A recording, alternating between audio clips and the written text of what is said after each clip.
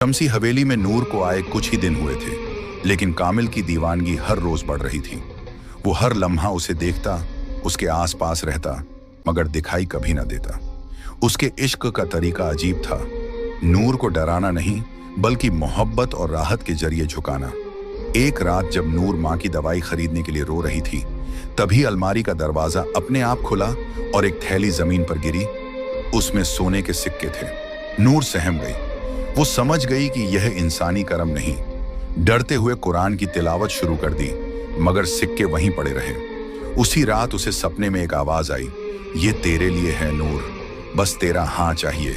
तुझे और तेरी माँ को जिंदगी भर कोई तकलीफ नहीं होगी। नूर की आंखें खुलीं और उसने उसी वक्त सजदा किया।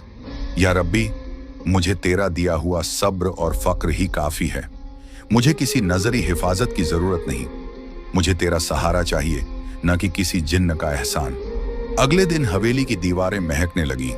बिस्तर पर रेशमी चादरें, टेबल पर गुलाब और माँ की दवाइयाँ खुद ब खुद आ गईं। नूर ने सब कुछ हटाया, कुरान की सूरह बकराह की तिलावत की और सख्ती से कहा, अगर ये सब किसी छुपे मखलूकन की तरफ से है तो सुन ले, मैं अल्लाह की बंदी हूँ, किसी और की नहीं। ये पहली बार था जब कामिल को किसी इंसान ने इतने सब्र, यकीन और खुददारी से इनकार किया।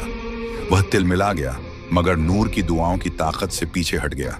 उस रात नूर ने माँ के पैरों पर हाथ रखकर दुआ मांगी, या अल्लाह, तू गरीबों का मददगार है, तू मेरा और मेरी माँ का भी रब है। अगर तू चाहे तो बिना किसी जिन्न या इंसान के मेरी मुश्किलें दूर कर सकता है।